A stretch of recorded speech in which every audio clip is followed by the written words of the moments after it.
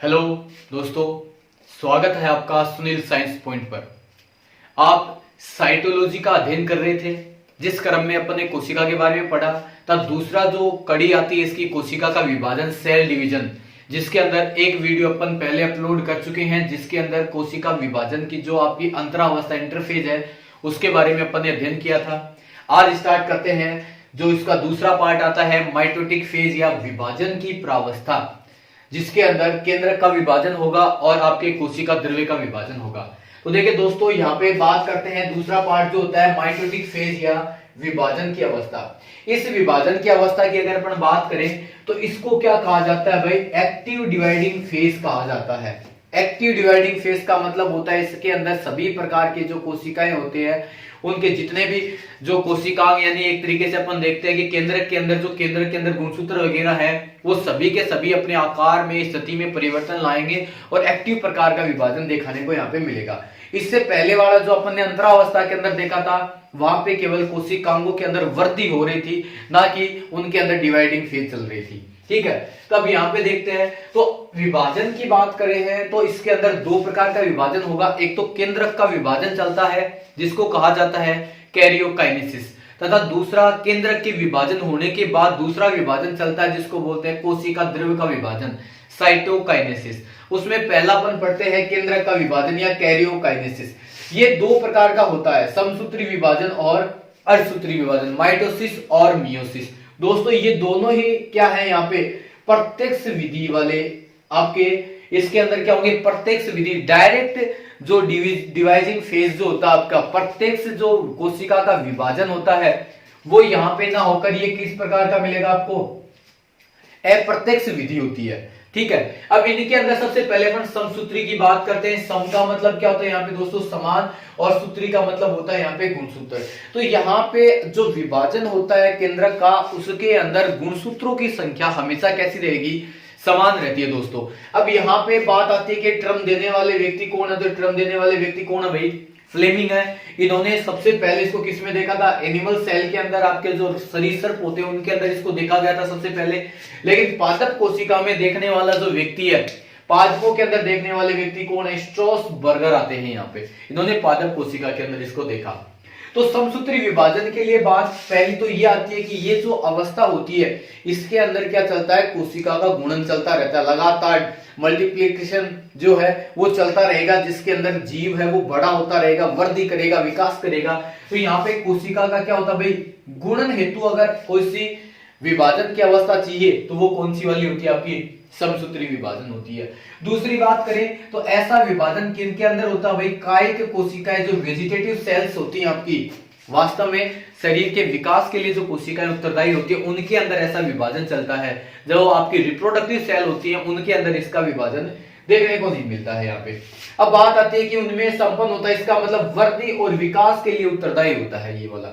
फिर बात करते हैं इसके अंदर क्या होता है कि जो मदर सेल होती है, मातृ कोशिका होती है एक, वो कितने में बढ़ती है भाई?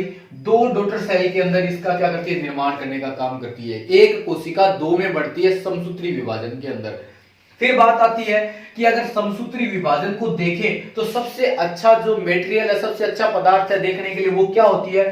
तो वो होती है आपकी ऑनियन की रूट का जो टिप पार्ट होता है, उसके अंदर अपन अच्छी तरीके से उसका अध्ययन कर सकते हैं, किसका? माइटोसिस का। क्योंकि दोस्तों वहां पे आपको मिलेगा विभज्योतक या मेरिस्टेमेटिक टिश्यू, और मेरिस्टेमेटिक टिश्यू के अंदर होने वाला जो डिवीजन होता है वो कैसा होता है दोस्तों?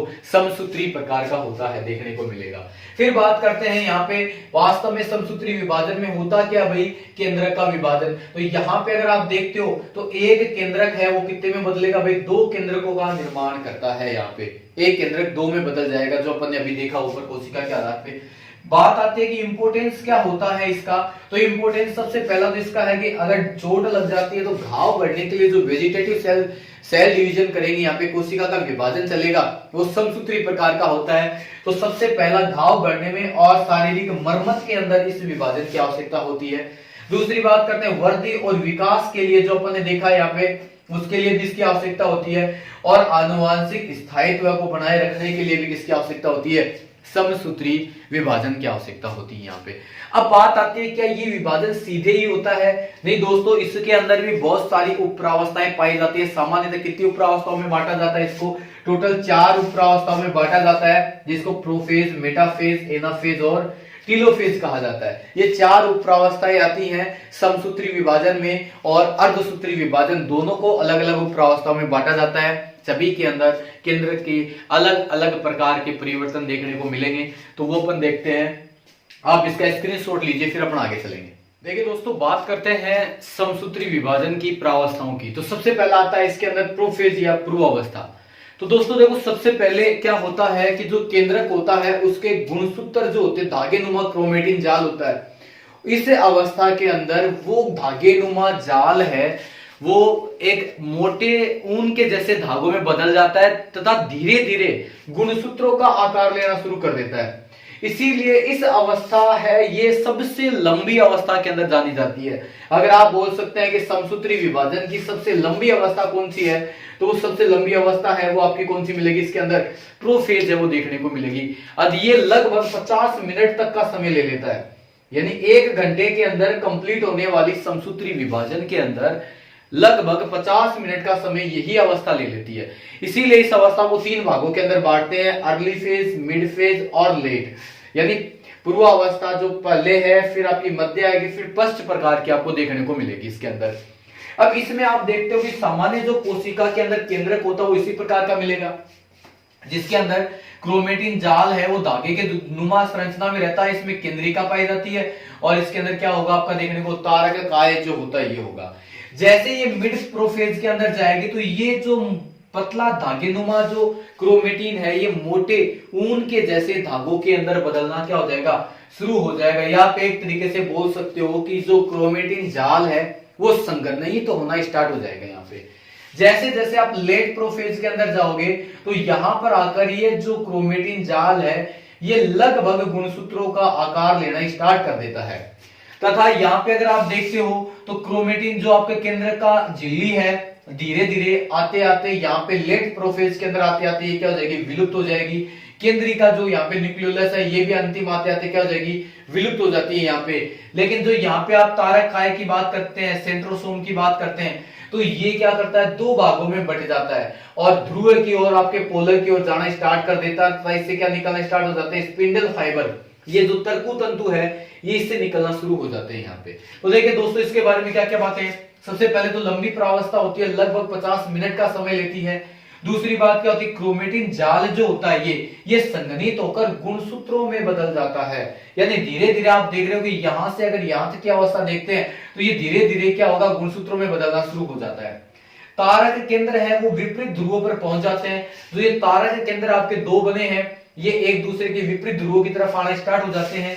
और लेट प्रोफेज जो होती है उसके अंदर दोस्तों केंद्र की जो झिल्ली होती है ये वाली जो न्यूक्लियर मेम्ब्रेन है और न्यूक्लियोलस केंद्रिका है ये क्या हो जाएगी? विलुप्त होना, डिसअपियर होना स्टार्ट हो जाती है इसके अंदर।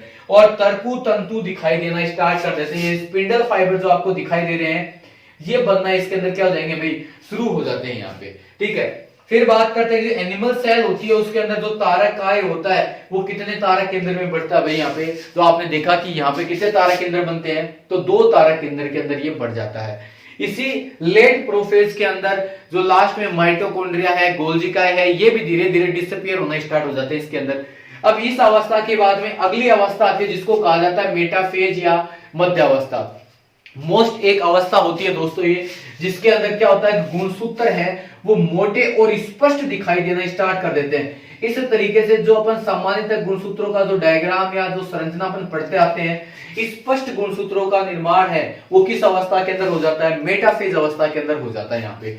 यहाँ पे गुणसूत्र संरचना की अध्ययन की अगर बात आती है कि किस अवस्था के अंदर गुणसूत्रों का अध्ययन किया जा सकता है, तो वो अवस्था कौन सी होती है भाई? मेटाफेज के अंदर स्पष्ट गुणसूत्र दिखाई देते हैं। इसीलिए गुणसूत्र की संरचना की अध्ययन की सबसे उत्तम अवस्था है वो यही मानी जाती है यहाँ पे।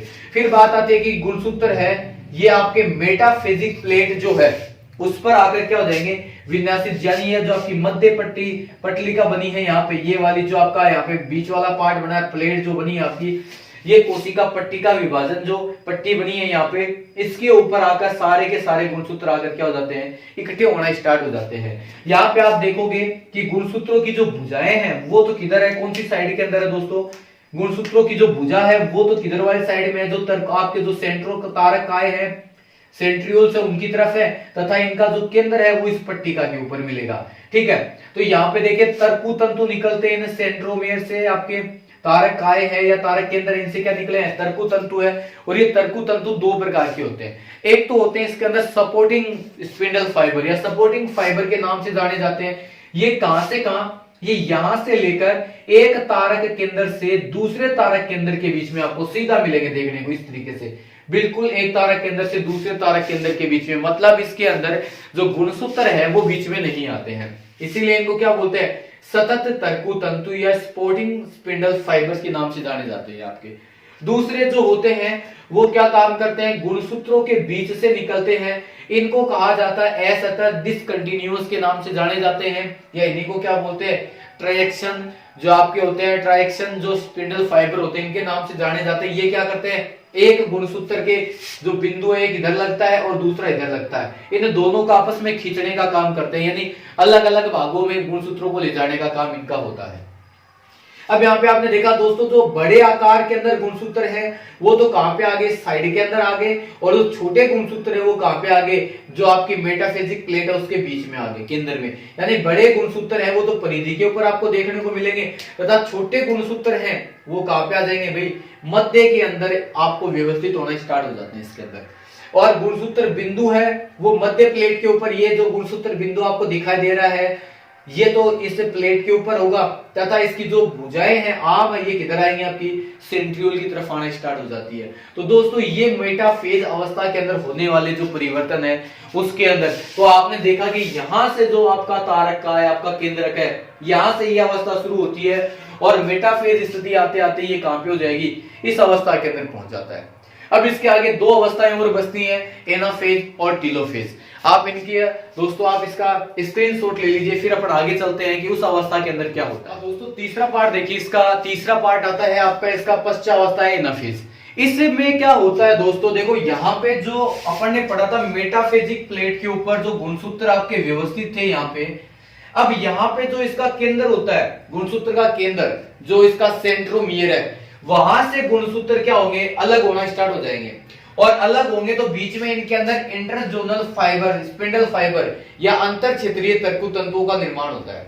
और ये अपन ने दोस्तों अपन ने पहले पढ़े थे कि गुणसूत्रों के साथ जोड़े रखने वाले जो आपके डिसकंटिन्यूअस या जिसको अपन ने क्या कहा था, ट्रेस, जो आपके ट्रैक्शन फाइबर होते हैं, वो जो यहाँ पे आपके डिसकंटिन्यूअस फाइबर या असतत तरकु तंतु होते हैं, ये तो होता क्या है कि जो ये वाले तरकु तंतु, ऊपर वाले असतत तरकु तंतु है ये, और इंटरजोनल फाइबर ये तो क्या करेंगे, इसको पुश करने का काम करेंगे दोनों साइड में। इंटरजोनल फाइबर तो इनको पुश करने का काम करते हैं, जबकि आपके जो डिसकंटिन्यूअस फाइबर होते हैं या आपके ट्रैक्शन जो फाइबर होते हैं, इनका काम क्या होता है, ये अपनी तरफ संकुचित करने का काम करते हैं। इसीलिए इस स्टेज को पुलिंग और पुशिंग स्टेज भी कहा जाता है। इसको क्या बोलते हैं, पुशिंग और पुलिंग स्टेज के नाम से जाना जाता है। अब ये गुणसूत्र जैसे ही अपने तारक केंद्रों की ओर चलना स्टार्ट कर देते हैं तो गति प्रदर्शित करते हैं, और इस गति को एनाफेजिक मोशन या एनाफेजिक गति के रूप में इसको पढ़ा जाता है दोस्तों। यहाँ पे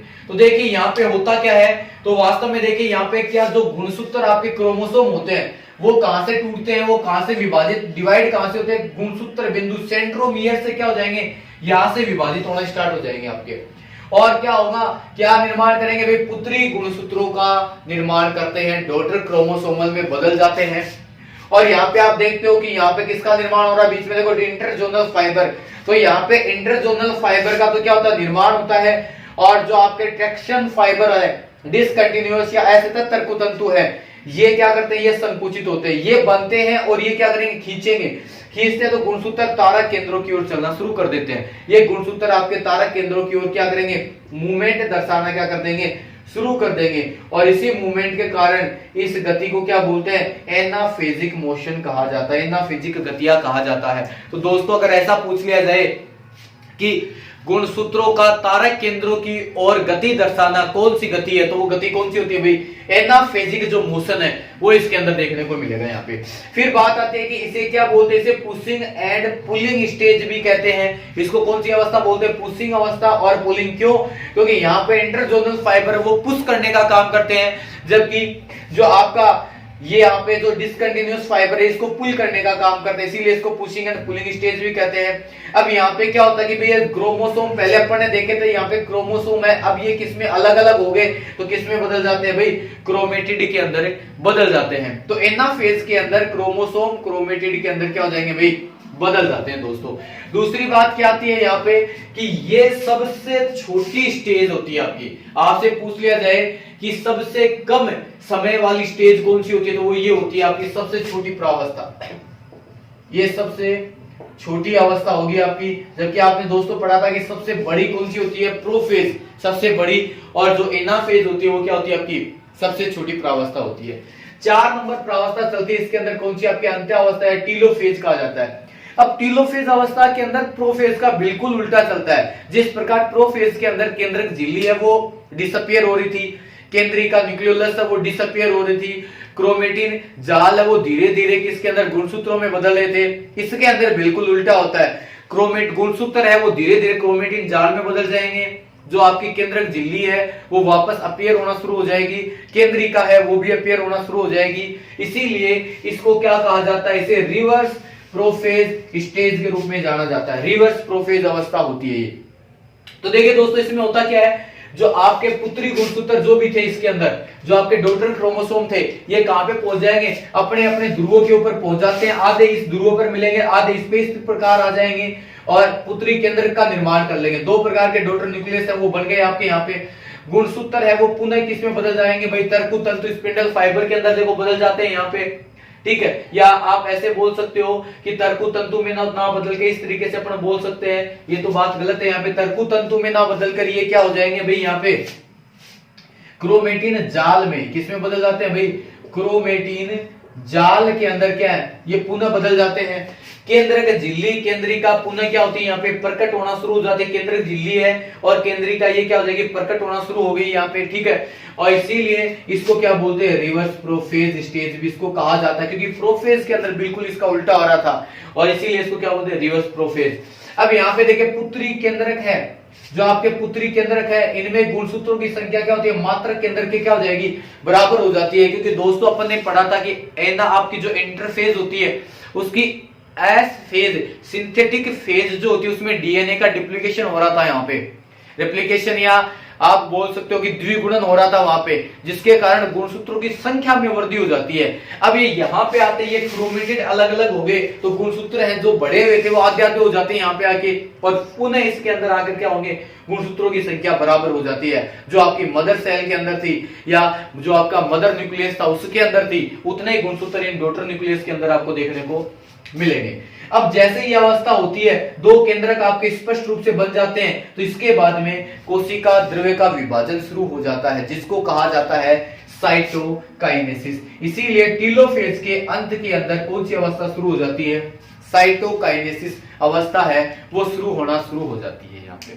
तो दोस्तों ये आपका एक जो समसूत्री विभाजन था उसके बारे में जो क्वेश्चन आपके अलग अलग एग्जाम के अंदर देखने को मिलेंगे तो वो इसके अंदर आते हैं। आज के वीडियो में अपन केवल इतना ही पढ़ेंगे। कल की क्लास में अपन जो अपना अर्धसूत्री विभाजन है, जो आपका मियोसिस है, उसके बारे में जानकारी लेंगे कि मियोसिस है वो किस प्रकार की कोशिकाओं के अंदर होता है और उसमें जो आपकी मदर सेल है वो कितनी डॉटर सेल के अंदर है, कितने डॉटर न्यूक्लियस के अंदर बदलने का काम करती है। तो दोस्तों अगर आपको एक वीडियो पसंद आया तो इसे कृपया करके ज्यादा से ज्यादा शेयर और सब्सक्राइब कीजिए। इससे पहले जो सेल डिवीजन का एक वीडियो अपन ने अपलोड किया है उसका लिंक भी आपको इस वीडियो के डिस्क्रिप्शन बॉक्स के अंदर मिल जाएगा। धन्यवाद दोस्तों।